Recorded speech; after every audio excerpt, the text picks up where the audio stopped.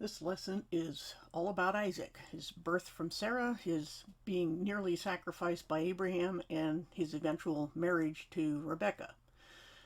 So let's go to chapter 21, and this not interlinear, but parallel is using the NIV instead of the KJV. No real big difference as far as the purpose being to compare the Septuagint with the Masoretic text, all in English, but so just to let you know why that looks different. Chapter 121 begins with the birth of Isaac, whose name means laughter, which the text says is about people rejoicing with Sarah, but it also certainly is a reference to the fact that both Abraham and Sarah laughed at the prospect of having their own child in their own age.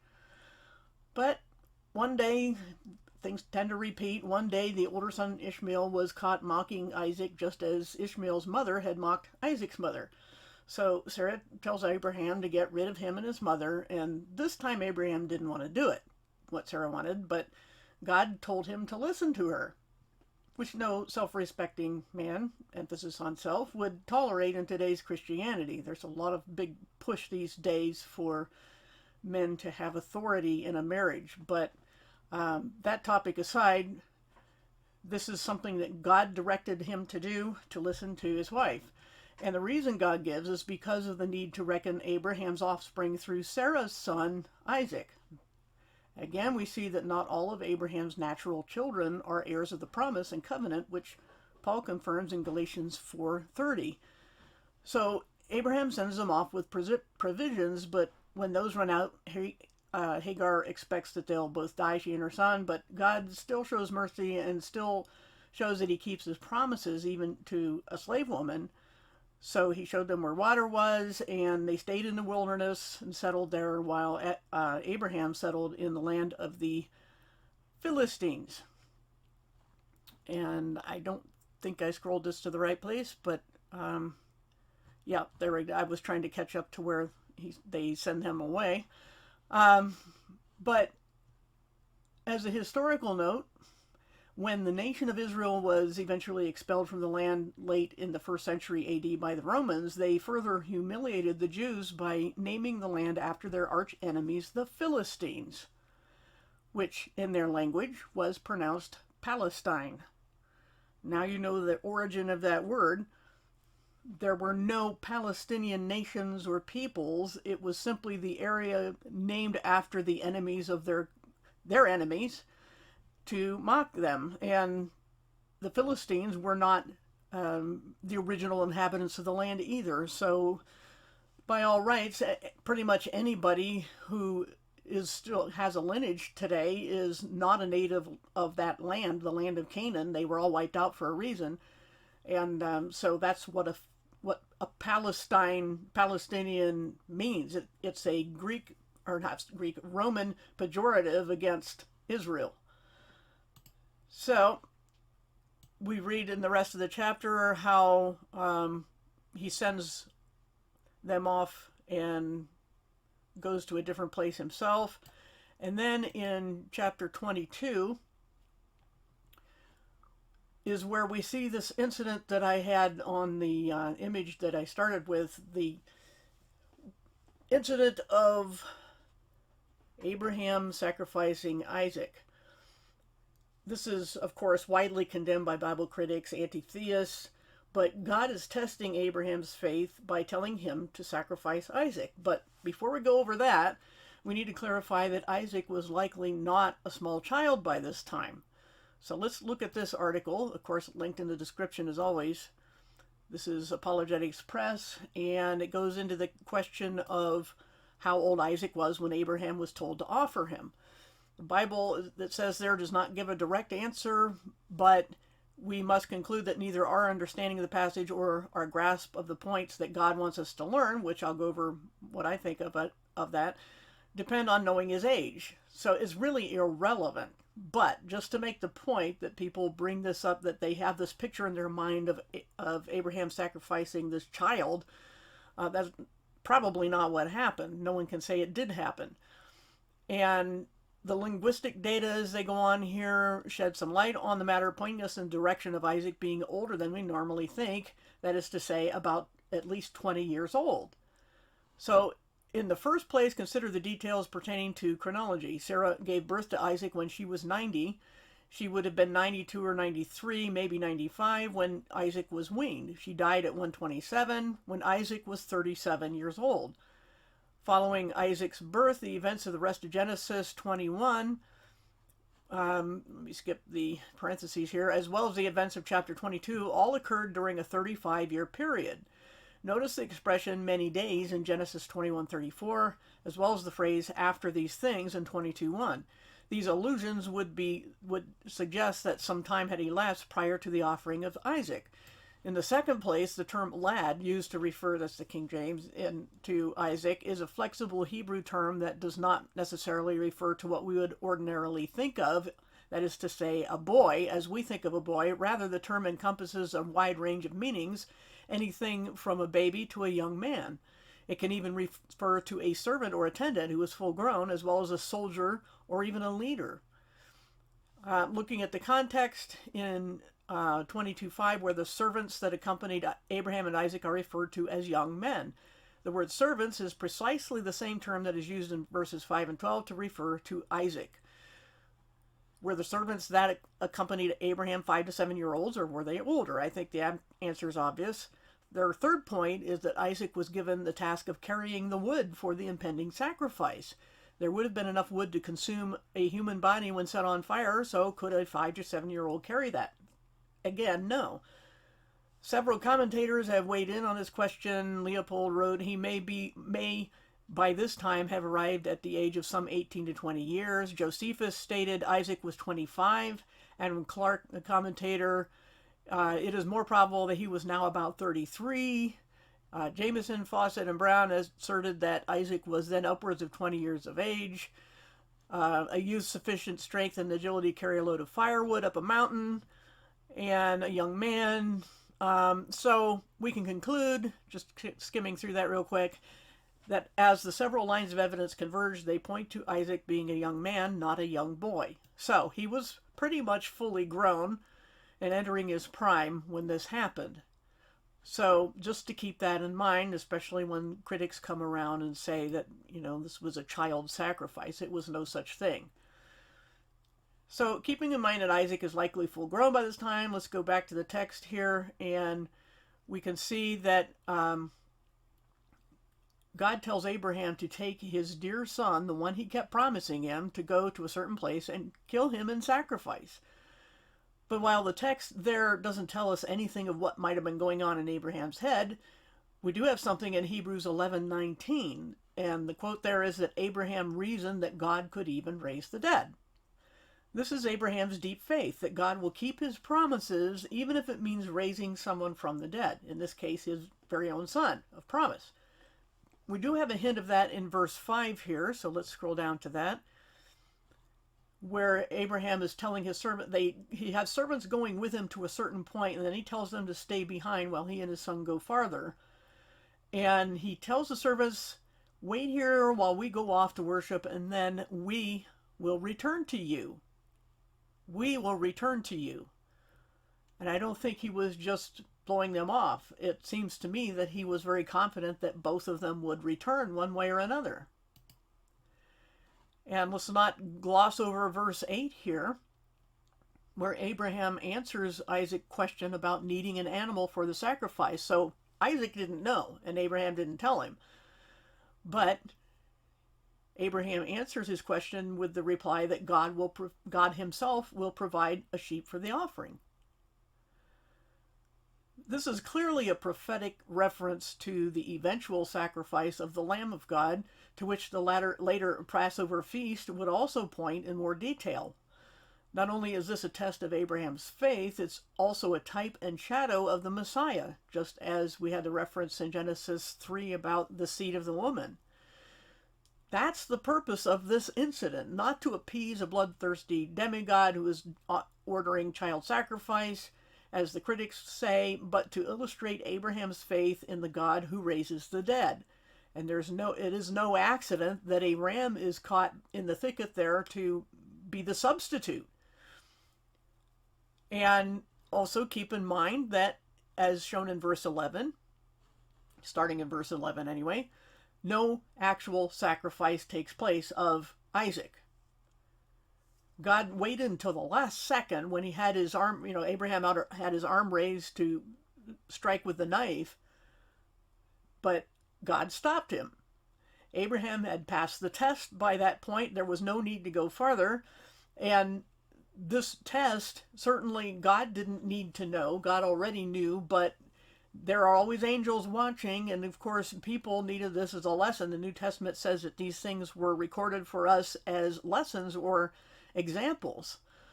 So there's more than one reason God does something, and he doesn't have to explain it all, and he doesn't intend to spoon feed us. But if you study the text carefully, you can put these things together and see what the big picture is here, and that is, this is a type and shadow of the eventual sacrifice of Jesus himself as a sacrificial lamb, and God did not order a human sacrifice to the point of completion.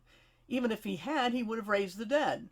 But it did not happen, and that's the big point that we need to make sure the critics understand. No human sacrifice happened. And it's just important for the critics to admit that, that this was a type and shadow, that there's a reason for this whole thing. So we as humans, and even the angels, need something to see because we don't have the mind of God, neither do they, and this serves that purpose at the very least. And to make another quick side note, isn't this the essence of what the book of James is teaching? James doesn't say that someone is unsaved if they don't do certain good works, which the works salvationists can't agree on anyway, exactly what works those are that are required to be saved. Rather, he's saying, James, that is, that a hidden and inactive faith does no one any good.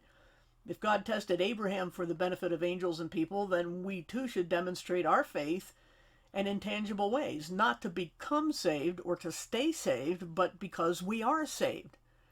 If we grasp the essence of the gospel, we will naturally want to act on it. So James is simply warning those who fail to act on it that they need to ask themselves if they're really saved. How can a saved person not act like it and not have any outward evidence that they are saved? That's all James is asking and exhorting people to do. And that's the example, yet another aspect of this illustration that God is making with Abraham. He wanted it demonstrated for whatever reason.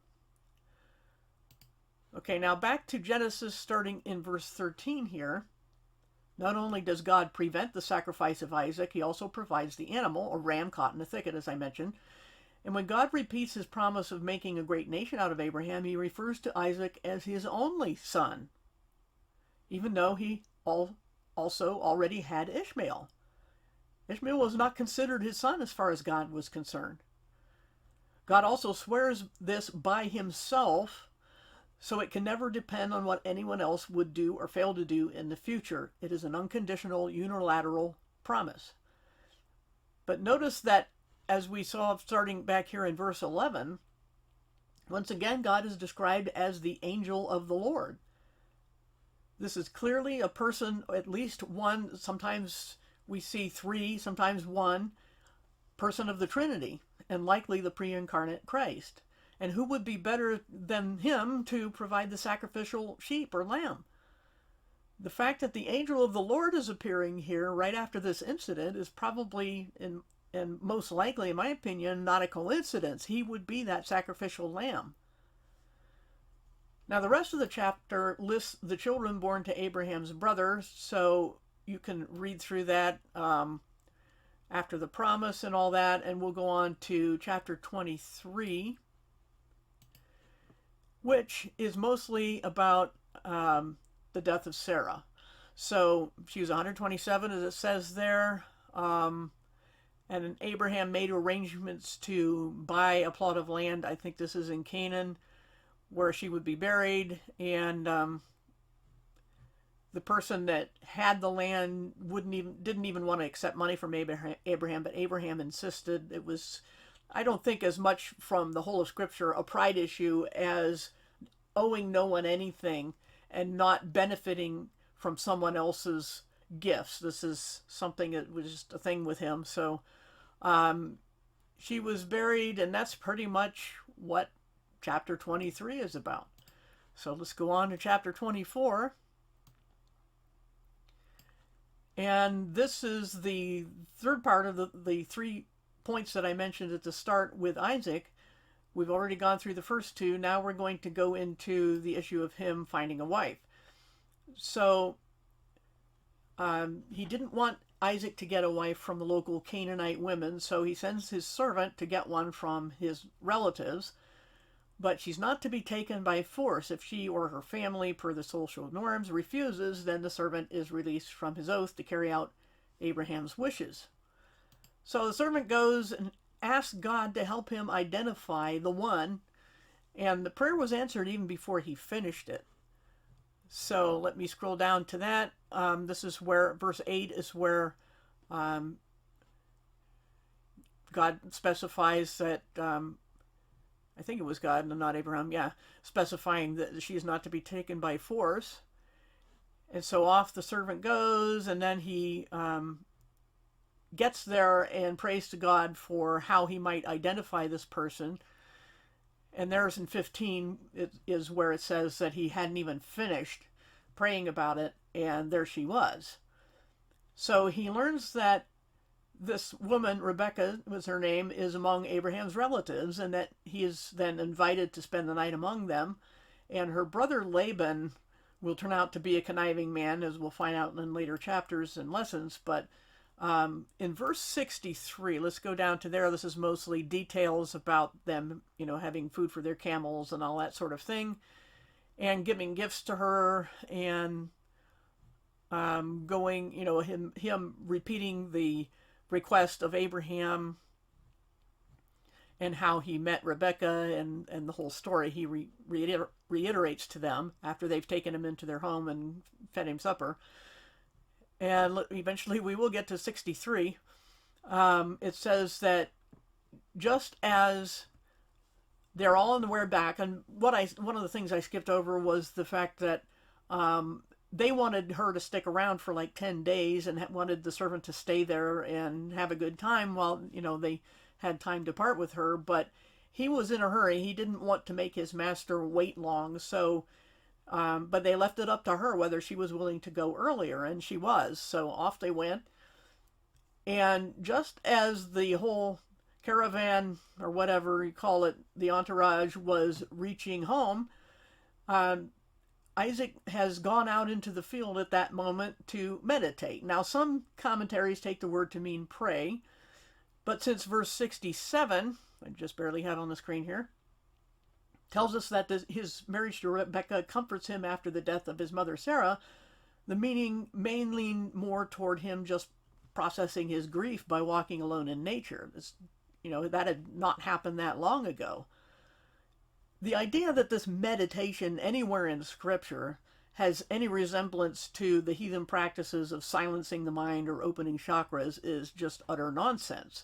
The Bible's meditation is always filling the mind, not emptying it, and with reasoned and normal rational thoughts. It has nothing to do with the Hindu mainly practice of doing the exact opposite and throwing reason out the window to get your mind out of the way, which is, of course, a dangerous practice, as even some of the people who have practiced it will tell you, if you're not grounded and this and that things can go wrong. Well, that's nothing to do with the Bible. The Bible, especially in the Psalms, about meditating on God's law, is the point is the object of meditation, not the method or anything. It's still just thinking and focusing, but it's on the truths and attributes of God, not on some mystical, ethereal force or something within you. So, and that's pretty much all I have to say about those few chapters. It's a good place to stop, because in the next chapter, we'll find out about the children from this marriage, and they will turn out to be 2 battling, warring bloodlines that, again, go on to this day. This is, again, why the study of these things is important, because it helps you understand why the Middle East is always such a quagmire. There's a thousand other reasons people would give, but this has been going on for thousands of years, and we're not going to stop it ourselves. It's a supernatural thing, and it will be not only have we seen this already with Isaac and Ishmael, but we will see it again with the twin sons to be born from Isaac and Rebekah here. So again, the line will split, and not all the children of Isaac and Rebekah, these twins, for crying out loud, one will be chosen and the other not. And so again, God makes distinctions. This time it won't be just on the mother, but on the boys themselves and the kind of people they would turn out to be. And this is not Calvinism either. This is not some kind of fate. It's just God knowing what kind of people he's dealing with. And as we will see, and hopefully you've already been noticing as we go along, not so much a lot in Genesis, but with Cain and Abel even, it's the younger that turned out to be the righteous one. And so it was with Abraham's two sons, and so it will be with Isaac's two sons. And throughout the Old Testament, God is always picking the younger, the weaker, the smaller, the least esteemed. That's how God does things, and that's one of the ways people can be sure that it's God's doing and not anyone else's. He defies social norms all the time. So when God intervenes, he doesn't care what our habits are or our traditions are. He will do what he'll do for his own reasons, and we have to be careful about adhering too much to traditions, especially as Christians in this, what we call the church age or the age of grace, which is that what you see in the New Testament is nothing like church history has been. God works through and around people. We've seen that already. But it wasn't what he had preferred. But we are allowed free will, and this, again, against Calvinism, does not impinge on God's sovereignty or his honor. God being sovereign and also being righteous allows us to have free will and to go away from him if we so choose, because he's not a tyrant. So to just kind of summarize what we've gone over in this lesson in chapters 21 to 24, this was all about Isaac being the child of promise, not Ishmael, and that it was important that he was born from Sarah, not from Hagar, the slave girl. And then the second point was the sacrifice. And let me go put that picture back up.